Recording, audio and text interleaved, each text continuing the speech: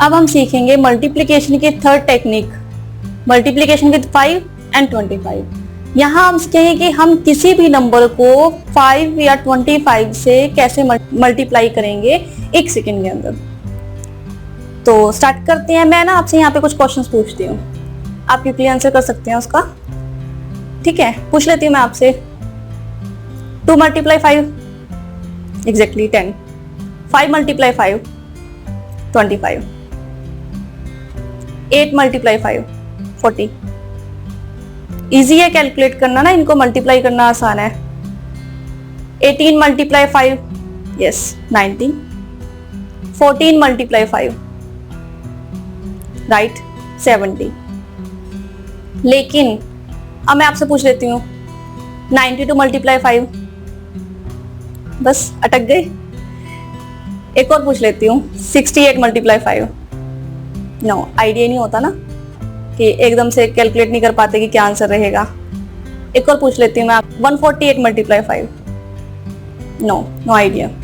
तो इस ऐसे क्वेश्चंस को करने के लिए, ऐसी मल्टीप्लिकेशन को करने के लिए कि अगर कोई नंबर दिया गया आपको उसको 5 से मल्टीप्लाई करना, तो हम उसे कैसे इजीली कैलकुलेट करेंगे ये हम सीखेंगे यहाँ पर। ठीक है, तो यहाँ पर है कोई नंबर a, अगर मैं उसे 5 से मल्टीप्लाई करूं तो क्या रहेगा। ठीक है, तो यहां पर a कोई नंबर है और उसको 5 से मल्टीप्लाई करना है। मैं अज्यूम कर रही हूं, यहां पर हम अज्यूम कर सकते हैं इसको यहां पर कि a को मल्टीप्लाई करना है 10/2।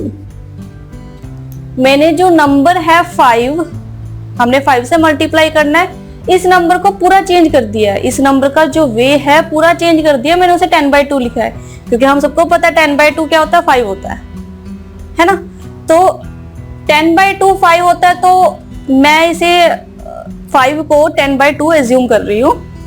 तो जो कोई भी नंबर रहेगा हमने उसे उस नंबर को 10/2 से मल्टीप्लाई करना है।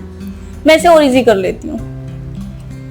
10/2 मैं इसे ऐसे लिख सकती हूँ a डिवाइड बाई 2 मल्टीप्लाई 10, यानी कि जो नंबर है हमारे पास 4 5 जो भी नंबर है हमारे पास उसको डिवाइड करें हम 2 से, और जो भी कैलकुलेट कर आए उसे हम मल्टीप्लाई कर ले 10 से। इजी हो गई कैलकुलेशन। और कि जो नंबर दिया गया है हमें, हमने उसे 2 से डिवाइड कर लेना है, उसके बाद हमने उसको 10 से मल्टीप्लाई कर देना है। ठीक है, तो अब हम इसे इजीली कैलकुलेट कर सकते हैं।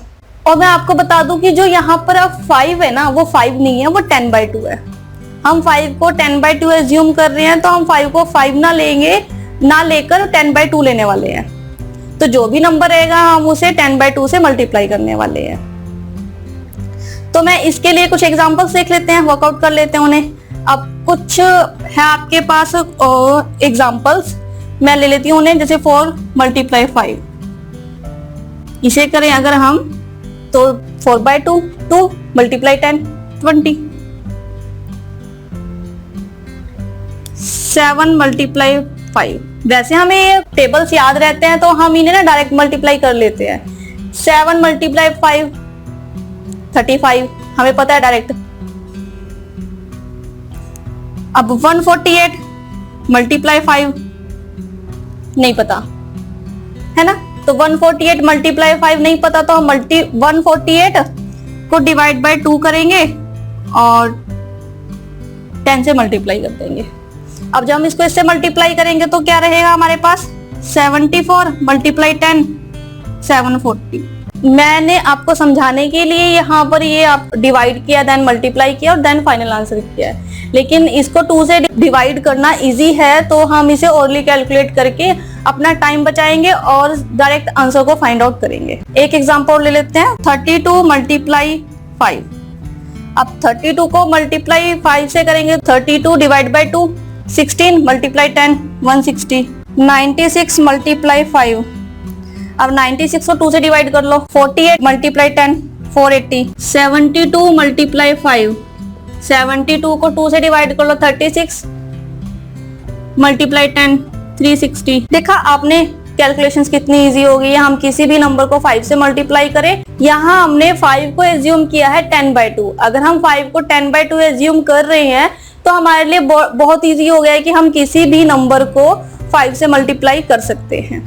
उस नंबर को, जो भी नंबर है हमारे पास, उसे 2 से डिवाइड करना है, देन 10 से मल्टीप्लाई कर देना है। तो आई थिंक कि इन क्वेश्चंस के बाद और इन टेक्निक्स के बाद आप इतने एफिशिएंट और इतने कैपेबल हो गए हो कि आपको कोई भी नंबर दिया जाए 5 से मल्टीप्लाई करने के लिए, आप इजिली उसे कैलकुलेट करके आसानी से आंसर फाइंड आउट कर सकते हैं। आप ध्यान रहे यहाँ पर कि जो 5 है वो 5 नहीं है, 10/2 है। हमने 5 को 10/2 एज्यूम किया है, दैट्स वाई हम जो भी नंबर है उसे 2 से डिवाइड कर रहे हैं और उसको 10 से मल्टीप्लाई कर रहे हैं। तो आप इतने कैपेबल हो गए हो कि आपको जो एग्जाम में क्वेश्चन दिया गया है, अगर आपको किसी नंबर को 5 से मल्टीप्लाई करना है, आप इंस्टेंटली आंसर फाइंड आउट कर सकते हो उसका। तो ये पॉसिबल होगा कि आप जितना प्रैक्टिस करोगे आप उतना जल्दी ही आंसर्स को फाइंड आउट कर सकते हो। और तो अगर आप अच्छे से प्रैक्टिस करेंगे तो रिक्वायरमेंट के अकॉर्डिंग जितने भी क्वेश्चंस रहेंगे आपके पास, आप उनका आंसर इजीली दे सकते हैं। अभी हमने सीखा कि हम किसी नंबर को 5 से कैसे मल्टीप्लाई कर सकते हैं। अब हम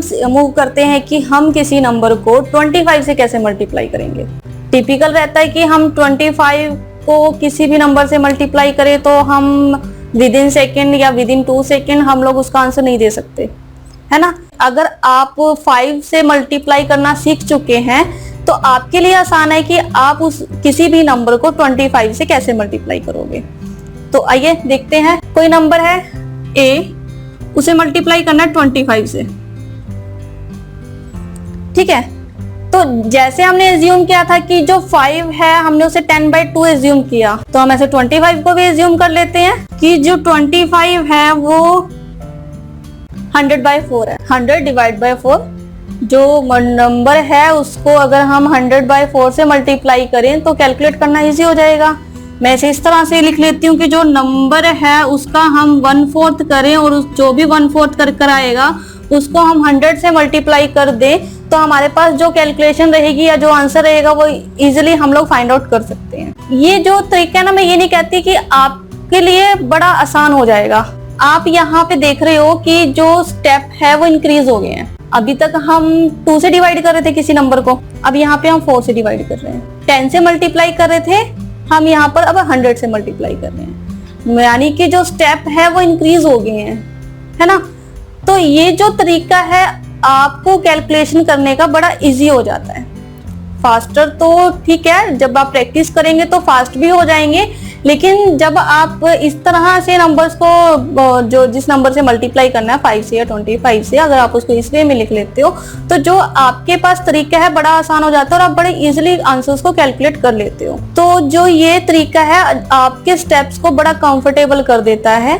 मैं ये नहीं कहती कि आप फास्टली क्वेश्चन को अटेम्प्ट कर लोगे, लेकिन जो आपका तरीका, आपका जो क्वेश्चन रहेगा बड़ा इजीली सॉल्व हो जाएगा। हाँ, आप प्रैक्टिस के साथ फास्ट भी हो जाओगे। हम यहाँ पे कुछ एग्जांपल्स करके देख लेते हैं जिससे कि जो मल्टीपल है विद 25 हम उसे कर सके। मैं एग्जांपल ले लेती हूँ कि हम 8 को मल्टीप्लाई कर रहे हैं 25 से। वैसे अगर आप डायरेक्टली इसे मल्टीप्लाई करो तो 8 25 को 8 से मल्टीप्लाई करें तो 200 डायरेक्टली पता हम लोगों को। लेकिन अगर नहीं पता इस केस में तो 8 को डिवाइड कर दो 4 से। अब जो डिवाइड करके आएगा 8 को 4 से डिवाइड करेंगे तो 2, और 2 को 100 से मल्टीप्लाई कर दो 200। इजी हो गया ना।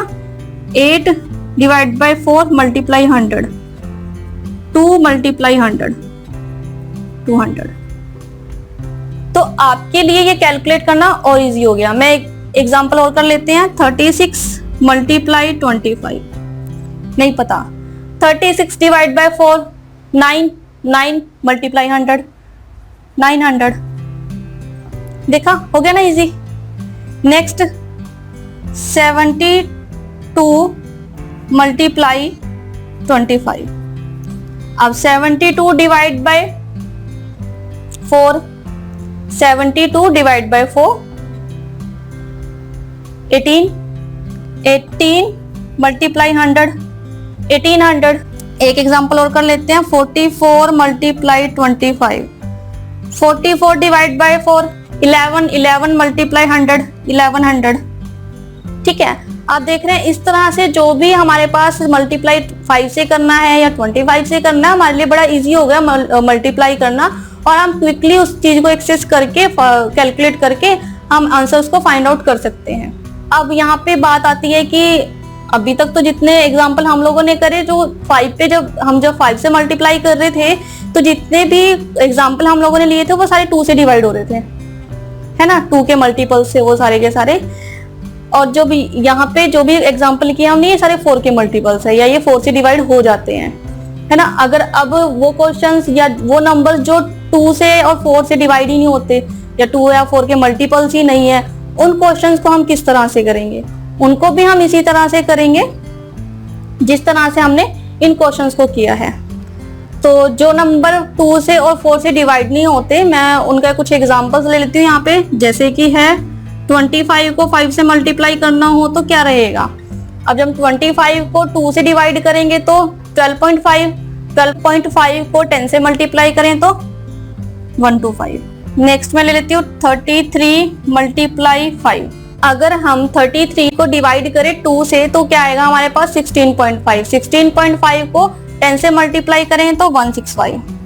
देखा आपने कितना इजी है इसे कैलकुलेट करना। मैंने एक और एग्जांपल ले लेती हूँ 97 मल्टीप्लाई 5। 97 मल्टीप्लाई 5, अगर हम 97 को डिवाइड करें 2 से तो ये आएगा 48.5। 48.5 मल्टीप्लाई 10, 485।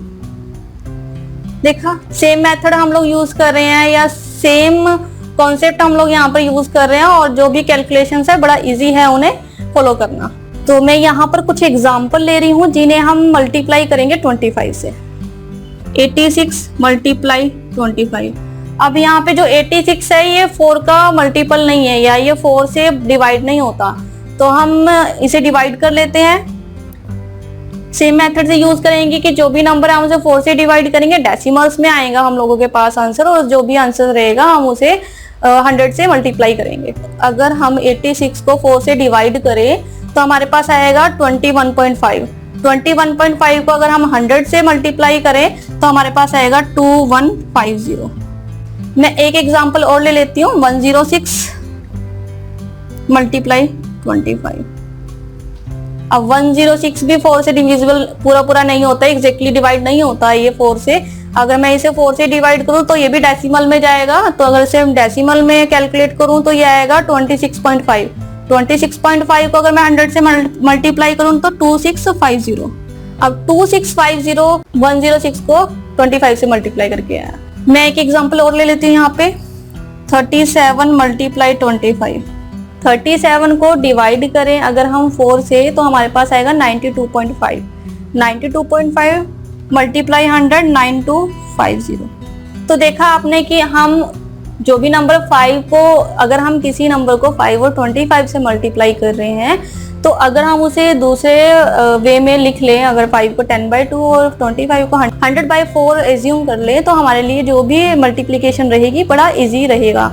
तो हमने यहाँ पर सीखा कि हम किसी भी नंबर को 5 और 25 से कैसे मल्टीप्लाई करते हैं। अब हम मूव करेंगे मल्टीप्लिकेशन की नेक्स्ट टेक्निक्स की तरफ।